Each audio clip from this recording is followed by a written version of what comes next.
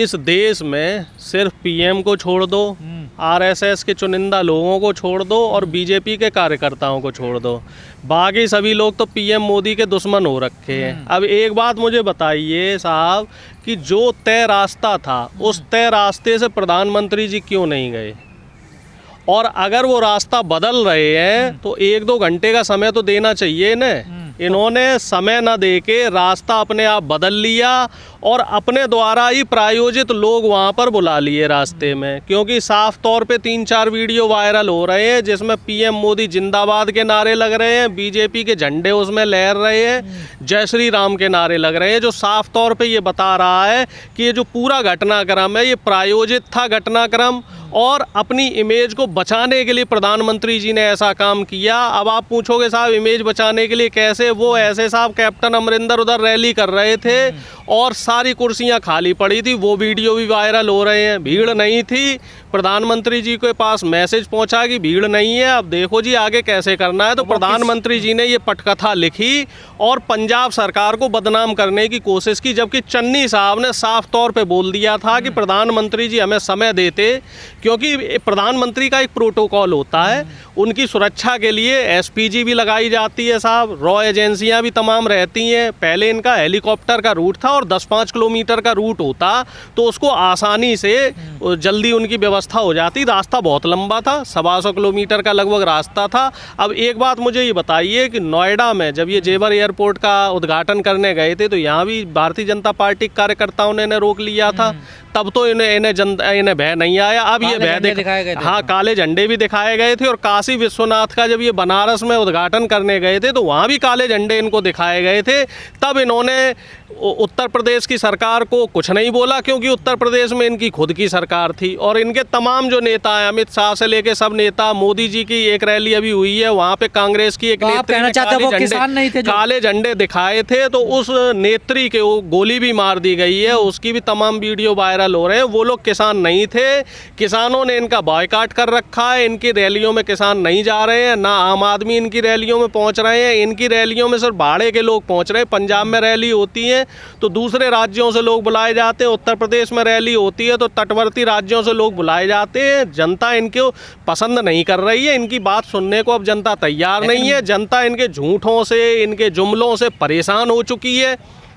जनता बस इस इंतजार में है कब आचार संहिता लगे और कब चुनाव की तारीख डिक्लेयर हो और कब वो अपने मत का और वोट का प्रयोग करके भारतीय जनता पार्टी को सत्ता से बाहर का रास्ता दिखाएं, क्योंकि इन्होंने तबाह कर दिया है, युवाओं को भी तबाह कर दिया है। किसान तो इनसे परेशान है ही है, अभी तक एमएसपी पे कोई चर्चा नहीं हो रही है। इनसे महिलाएं भी परेशान है, आए दिन बहन बेटियों के साथ बलात्कार की घटनाएं हो रही हैं। इनसे मजदूर भी परेशान है, इनसे दलित भी परेशान है साहब, इनसे पिछड़े वर्ग के लोग भी परेशान हैं। जो शिक्षकों की भर्ती का जो घोटाला चल रहा था, 3 साल से वो घोटाला चल रहा है और इसके अलावा भी इंजीनियरों की और 700-800 इंजीनियर निकाल दिए गए हैं पिछले 4 साल से, वो भी धरना दे रहे हैं, उन पे भी कोई कार्रवाई नहीं की जा रही है। उनके बेचारे इतनी ठंड में परेशान हैं और होता क्या है, सरकार की तरफ से उनको लठ मिलते हैं। तो उत्तर प्रदेश सरकार हो चाहे केंद्र सरकार हो, भारतीय जनता पार्टी से जनता पूरी तरीके से परेशान हो गई है। इनके जुमलों में अब जनता नहीं फंस रही है, इसी वजह से अब ये राजनीति के न्यूनतम स्तर पर आ गए हैं, ये गिरी हुई राजनीति कर रहे हैं। अब बताओ, कल प्रधानमंत्री जी को राष्ट्रपति भवन जाने की क्या जरूरत थी? गलती आपकी खुद की है और आप राष्ट्रपति से कह रहे हैं कि मेरी जान को खतरा है, और इन्हीं के नेता ये बोलते हैं कि जिन्हें जान का खतरा हो वो कहाँ जाए, वो साहब पाकिस्तान चले जाए। तो खुद पाकिस्तान क्यों नहीं जाते? ये आपका देश है, यहाँ जो जनता है वो आपकी जनता है, आपके लोग हैं। अगर आपके लोगों से ही आपको खतरा है तो आप किस बात के प्रधानमंत्री हैं? आप जब चुनावी रैलियां करते हैं तब आप कहते हैं कि साहब मैं प्रधान सेवक हूँ, अगर मैं कुछ गलत करूँ तो चौराहे पे मैं खड़ा हो जाऊँगा, जो चाहो मेरे साथ कर लेना।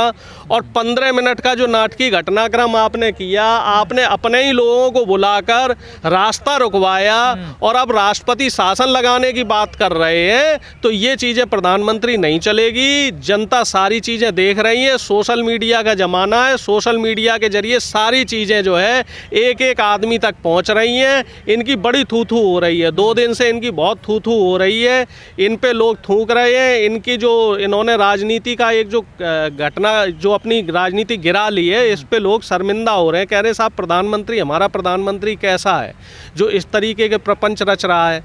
प्रधानमंत्री की एक गरिमा होती है, एक प्रधानमंत्री के पद की गरिमा होती है। गरिमा बात कर रहे हैं, वो कह रहे हैं मैं जिंदा वापस आ गया, थैंक यू, भाई एक बात मुझे बताइए, आप कहाँ गए थे? आप कहीं पाकिस्तान जा रहे थे या किसी आतंकवादी संगठन के बीच में घिर गए थे कि आप जिंदा वापस लौटे हैं? साफ तौर पे रैलियों में पीएम मोदी जय जयकार के नारे लग रहे थे, तो वहाँ जिंदा होना या मुर्दा होना इसकी तो कोई सवाल ही नहीं उठता है।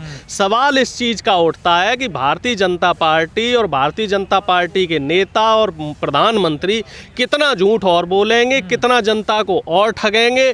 हमारा तो आप लोगों के माध्यम से साहब एक निवेदन है, प्रधानमंत्री जी जब आचार संहिता लग जाए तो कहीं रैलियों में जाने की इन्हें ज़रूरत नहीं है, क्योंकि जनता अब इन्हें नहीं सुनना चाह रही है। घर बैठे जो नेता विधायक है वो अपना समझ लेंगे, क्योंकि इस बार भारतीय जनता पार्टी 5 के 5 राज्यों में सत्ता से बाहर हो रही है। आप देख रहे होंगे सिर्फ प्रधानमंत्री की रैली नहीं है, हरियाणा में भी अभी बीजेपी के कुछ नेताओं की रैली हुई है, उसमें भी कुर्सियां खाली रही हैं, वहाँ भी जनता नहीं पहुँची है, उनका भी बायकॉट किया गया है। देखो साहब, अब बदलाव होगा, क्योंकि जनता परेशान हो चुकी है। हर चीज़ का एक चरम होता है, और आपके झूठ की, फरेब की, आपको जो जुर्म करने थे, आपने जो निजीकरण देश में लाए हो, आप जो पिछड़ों का और दलितों का जो अधिकार मार रहे हो, तो ये सारी चीज़ें जनता भली भांति देख रही है कि आपने पिछड़ों के साथ आप कैसे दुर्व्यवहार कर रहे हो, आप दलितों के साथ कैसे दुर्व्यवहार कर रहे हो, आप बहन बेटियों के साथ आप न्याय नहीं कर पा रहे हो, आप आम आदमी के साथ न्याय नहीं कर पा रहे हो। श्रम कानून ख़त्म कर दिया है आपने, श्रम कानून फिर से लागू होना चाहिए। करोड़ों युवा बेरोजगार हो चुका है, करोड़ों लोगों के घर में 2 वक्त की रोटी का जुगाड़ नहीं हो पा रहा है। किसानों के लिए आप काम करने में असफल रहे हो। आपने सिर्फ और सिर्फ एक काम किया है, आपने अपने व्यापारी मित्रों की तिजोरियां भरने का काम किया है, आपने अडानी और अंबानी को दुनिया का रईस बनाने का काम किया है, आपने अपनी जो है कभी दाढ़ी बड़ी करने का काम किया है, कभी दाढ़ी छोटी करने का काम किया है, आपने अपने नेता विधायकों को बचाने का काम किया है। अजय टैनी को अब तक बर्खास्त क्यों नहीं किया गया? चार्जशीट दाखिल हो चुकी है, उसका बेटा मुख्य आरोपी भी बना दिया गया है, अब तक चार्जशीट दाखिल क्यों नहीं हो रही है? लेकिन सर जब से ये पूरा मामला पंजाब का हुआ है, मीडिया बिलबिला रही है पूरी तरह। मीडिया बिलबिलाएगी, क्योंकि इनके झूठ खुल रहे हैं। मीडिया को पहले क्या था, लोग मीडिया पे भरोसा करते थे, लेकिन किसान आंदोलन में मीडिया ने जिस तरीके की जो नकारात्मक जो मीडिया की छवि रही है, जो किसानों को मीडिया ने बदनाम करने की कोशिश की है, इसमें आप जैसे लोगों ने अपनी जान की परवाह नहीं की। कई आप जैसे जो पत्रकार थे, इनके ऊपर केस भी दर्ज हुए हैं, कई लोग अभी भी लोगों पे केस चल रहे हैं, कई लोगों को जेल के अंदर भी भेजा गया। तो मैं आप लोगों का रोल मानता हूं कि आप लोगों ने सच्चाई दिखाई, आप लोगों ने पक्षपात नहीं किया। जहां किसान गलत थे आपने वो चीज़ भी दिखाई, और जहां सरकार गलत थी आपने वो चीज़ भी दिखाई। और आप भी वही मुद्दा ये है सर, बड़ा मुद्दा ये है कि 25 मिनट तक मोदी जी पुल पर खड़े रहे। तो 25 मिनट तक मोदी जी अगर पुल पे खड़े रहे तो वो किस लिए खड़े रहे? वो इंतजार कर रहे थे कि शायद हमारे जो वहाँ चुनावी रैली हो रही है, शायद हमारा सड़क मार्ग है, इसकी वजह से शायद भीड़ आ जाए, लेकिन भीड़ नहीं पहुँची। और इन्हीं के लोग थे जो इनको रोक रहे थे, और इन्हीं ने इनको बोला था कि आप साहब रोक लो।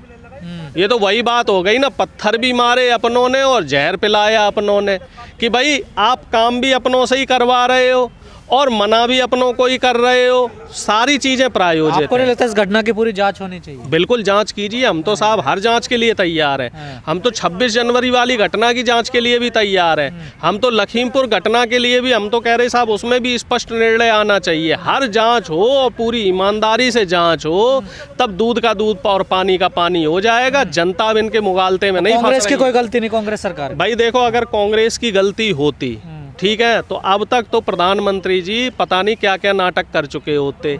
चन्नी साहब का खुद का जो काफिला था वो लोगों ने रोक लिया था, उसका भी वीडियो वायरल हो रहा है। चन्नी साहब वहाँ उतरे, लोगों की समस्या पूछी कि भाई तुम्हारी क्या समस्या है। उस समस्या के लिए उन्होंने एक तय तारीख दे दी कि साहब इस तारीख को यहाँ पहुँच जाना, और सामने ही फ़ोन कर दिया उस अधिकारी को जो एसडीएम था, और वो समस्या का निस्तारण हो गया है।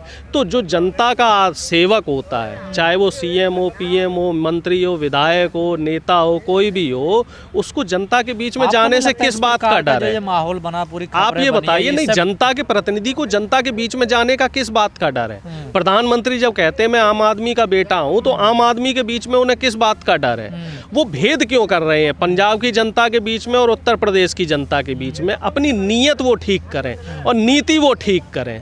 नीति और नीयत अगर आपकी ठीक होगी तो आप अच्छे से काम कर पाएंगे। राजा को जो न्याय करना चाहिए वो एक तरफ से, जो सबके लिए, राजा के लिए सारी जनता जो है वो एक जैसी होनी चाहिए।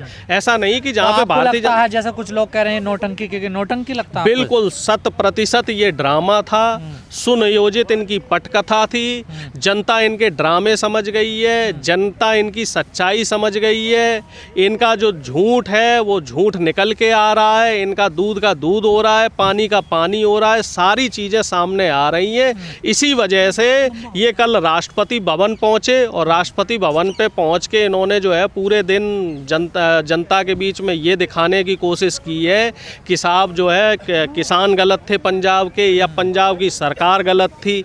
तो ये चीज़ें अब जनता बहुत अच्छी तरीके से समझ चुकी है। मेरा आप लोगों के माध्यम से साफ संदेश है कि साहब इस तरह की चीज़ें छोड़ दें और जनता के लिए काम करें, ईमानदारी से काम करें। जो 1-2 साल का समय रह गया है, उस 1-2 साल के समय में आप जो आपके जो वायदे थे, जो आपने 2014 में जो वायदे किए थे जनता से, आपने जो 2019 में वायदे किए थे जनता से, उन वादों पे काम करें। रोजगारों की सुनिश्चिति करें युवाओं के लिए, महिलाओं की जो सुरक्षा है उसकी सुनिश्चिति करें, और जनता की भलाई की तरफ ध्यान दें, ना कि विपक्ष के ऊपर छींटाकशी करें।